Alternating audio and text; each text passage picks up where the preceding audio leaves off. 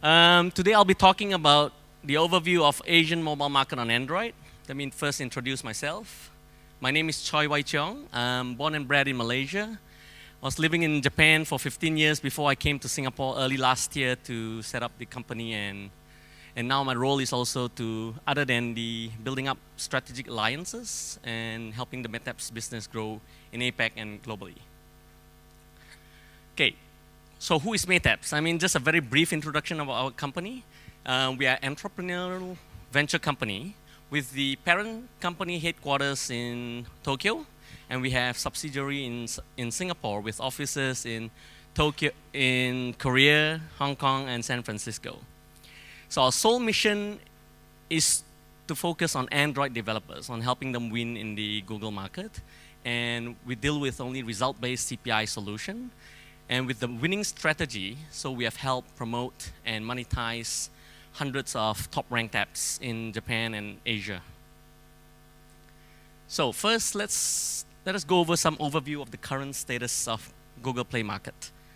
I'm sure a lot of you already know this. So now there's like more than 850,000 apps on Google Play, okay? And you can see these ranking tiers. So you have different rank tiers, some above 50 million, 10 to 50 million, etc. So the ones above 50 million, not many game apps are inside, okay? So right now, I can name a couple of them, would be like Angry Birds from Rovio, you have Candy Crush Saga, and Temple Run, something like that. Next, as you all know, in Q4 last year, so we had Japan overtaking US in terms of top revenue per month in Google Play. And then in Q1 this year, Korea overtook US, okay, in the top revenue for Google Play. So that being said, Japan is ranked 4th in the world in total downloads, okay, in top revenue, but they are number 4 in total downloads. So that shows that the ARPU in Japan is relatively high. One more thing I want to talk about is, I'm sure most of you have already noticed, which is there's some changes in the Google Play UI layout. So this happened in stages. So they have the announcement back in April last month, okay? And then in Singapore, it started in May. Early this month, they had the changes in the UI renewal. One thing that did not change was the categories on Google Play. So we still have the top paid, top free, top grossing, top new paid, top new free, and trending. However, if you look at the rankings, like top rankings UI, you have like this, the changes, and also for trending and all is changed. So what are the distinctive changes as you saw on the first 2 slides? So we had like having 2 columns becoming 1 column. Icons became bigger, more significant. And also on my Samsung Note, I used to have like 16 apps on one page on the first view, and now I could only see like 6. So how does this affect us? How does this affect the developers? Okay, number one, it shows that the icons are becoming more and more important, okay? More and more important than the title. That means the graphics design, the creativity in the icons need to be placed more importance on that. And also the first view competition to get into the first view, okay, is becoming stiffer for the developers. Popular apps tend to become more popular because they tend to stay in the top page, in the first view. So that means there's a lot of risk, but whenever there's risk, there's also opportunities that arise from there. Next, we talked about Japan and Korea being the top 2 revenue generating countries in Google Play. So I'd like to touch on these 2 countries. I'll start with Korea. Korea has T-Store, as you all know. So started in September 2009, 19 million registered users, 2.6 million daily active users, 400,000 registered contents, 10.8 billion downloads, etc. And it was the Google Marketplace in Korea. That was last year, in mid last year, until KakaoTalk came about, okay? So KakaoTalk was released the second half of last year, and then it grew tremendously. Now he has more than 70 million users worldwide. And KakaoTalk is only available in Google Play, and that sort of brought back the relevance of Google Play in Korea. So let's look at the effect of KakaoTalk. So in December 2012, we had like 53% of the top grossing apps being for Kakao games. And then in May, so 6 months later, we are seeing the growth from 53% to 93% in terms of for Kakao games. So this means there's a lot of risk, and it's all dominated by the Kakao games, okay? So here, Korea, similar to Japan, being a gaming nation, everybody loves to play games over there. So in the casual category, it's pretty much saturated with Kakao, as you saw. So we have the mid-core, which is actually opportunities for fellow developers, and the hardcore games where the high-end, the MMOR and web games from Japan, a lot of Japanese developers are actually penetrating into that side as well. Okay, next, let me talk about Japan now. So in Japan, you have the Google Play taking up about 2/3 of the market share. Japan, okay, Google Play taking up 2/3, and Google Play in Japan is hot, so you can see the growth in terms of revenue, and mostly thanks to the freemium apps. So here I would like to point out like 3 trends, okay, coming from Japan. Trend number 1, I took a screenshot from, okay, you can see the top grossing apps. So what do we see here? Almost all of them on the top apps on the top grossing are freemium apps, okay? This is, in just like a year ago, 2 years ago, it was the other way around. It was mostly premium apps, and now it's all free to play. And they have all these in-app purchases and in-app advertisements. Second, while Korea has KakaoTalk, Japan has Line. So Line dominates Japanese market for messaging and VoIP, voice over IP. 100 million users registered in just less than 2 years, and then 41 million users in Japan alone. Around 12 to 15 million in Taiwan and Thailand, and then they have services in most countries and globally. However, Line penetration is still not as significant as KakaoTalk in Korea. So if you look at the trend, this very same trend, we're seeing like about 30% Line-related apps.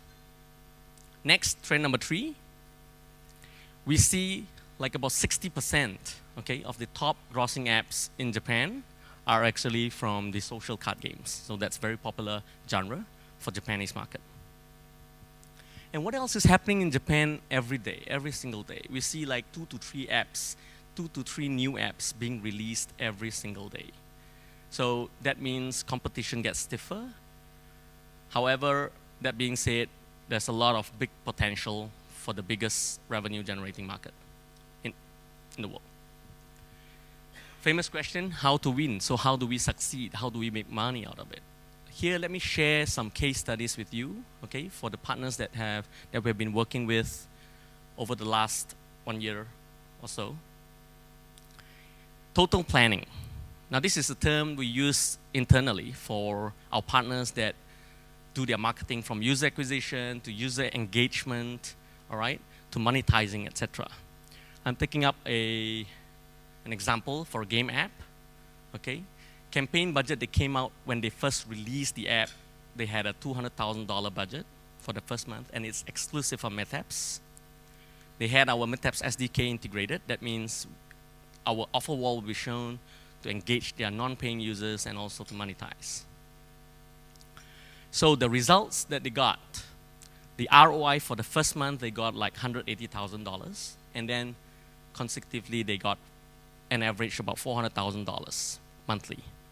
They got into the top new free ranking within the first 10 days in top 10, and then top grossing ranking in the first month into top 15, which is pretty much attractive. Second, case study. So we have, I'm talking about user acquisition. So this is a client of ours which does only user acquisition. It's another app, another game app. The budget was just, they wanted they just had like 14,000 downloads campaign.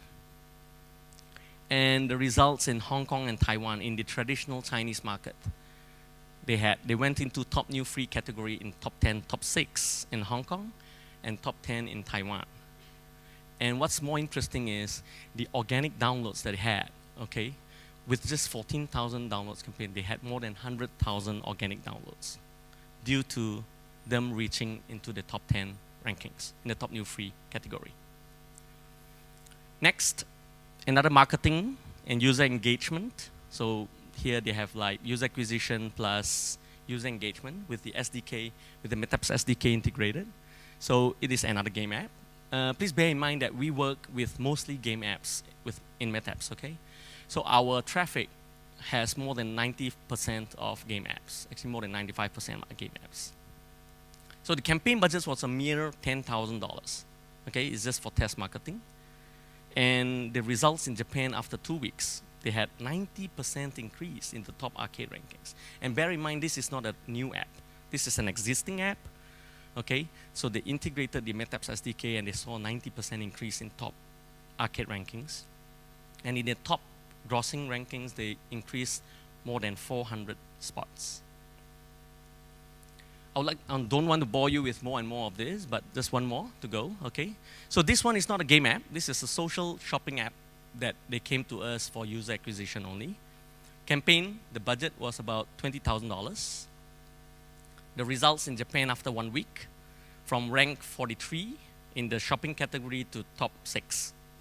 And top 3 apps from out of range to top 100. So this is also very, very, very attractive. Excuse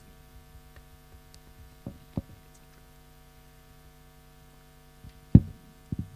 Excuse me. Okay, just a little bit something about our company, Metabs. So the service that we provide, as I mentioned earlier, so we help acquiring high quality users. How do I mention high quality users is because most of our publishers network comes from the game applications. So as you all know, in Japan we have, in the top grossing apps, more than 90% of them are game apps. In Korea, more than 95% of the top grossing apps are game apps. So having a game related publisher network that gives us higher quality users. And also with the offer wall, we give engagement, okay, stronger engagement to the non-paying users to continue playing in the game. And lastly, monetization. All this can be achieved by just integrating the Metabs SDK. Some of the partners that we have worldwide, just some of the examples. And then some of the icons, examples of the ones that's advertising, acquiring users on our side. And we had a very good last year in 2012, a very good growth, especially in the second part of the year. And we're expecting the growth to go further this year. And a little bit on other notes, we have some success story that I want to share with you guys. There was an app that they integrated, the company, our partner of ours, they integrated one app in June last year and another app in July last year. So by the end of the 6 months, they were reaping like more than $300,000 from us a month. And then a lot of people come and ask me, so Choy, how much can we expect to earn, okay, on the average in terms of offer wall from the CPI offer wall compared to the in-app purchase? There's no magic number in this, but we have I won't say an average, but we have a lot of cases where it's like you can take it about 17 to 20% kind of thing from the offer wall as compared to the in-app purchase. Message to fellow developers. May I have a show of hands? How many of you are developers? Okay, that's a bunch. Game developers? Okay, thank you very much. So it's a great opportunity. Okay, Asia is where the money is. Asia is where it's growing. So we see, like I mentioned, Japan, Korea. We also have the Chinese-speaking region, so CJK region. And then Southeast Asia is also starting to grow in terms of Android market. So Asia being the hottest market, and I hope we can continue to win this market together. Thank you very much. And this, you can contact us by email, etc. And just another note is, we have a booth at the Silver sponsor together with the Indies Developers Hall. So please feel free to come visit us, and I'm more than willing to share more with you guys. Thank you so much. Great, thanks, Choi. All right, fantastic presentation. A little more than you know about Android previously, I'm sure. Any questions for Choi? Don't be shy, come on. All right, I'll No ask questions? Either my presentation was that good or nobody understood what I said. So you showed a range of different campaigns that you put up. I guess there was one for 200,000 where you were able to really get fantastic results, but obviously 200,000 is a very good-sized budget. In terms of a Western game trying to come into Asia, which countries, what approach would you take in terms of, obviously you can't, Asia's not a country, Asia's a very vast region. Which would you look at first, and how would you approach it? Initially would be the what we call the CJK region, Chinese speaking, J Japanese speaking, K Korea. Now CJK, C being traditional Chinese, because in China, in mainland China, I think you all know that Google Play doesn't have the payment method, everything over there. So it's mostly third-party app stores in China. So Hong Kong, Taiwan, Japan, and Korea would be a good region to start with in Asia, because that's also where the paying users are more, there are more paying users from Asia being there. As for Southeast Asia, the Android market is growing. You have a lot of devices, a lot of Android devices out there, but they're still the lower end devices. So they are sub $100, so they may not be able to support a lot of those apps out there yet. But I believe in time, in a couple of months to come, I believe that will change tremendously. Anybody else? Going once, twice. All right, thank you very much, Choi. Thank you so much. Appreciate it.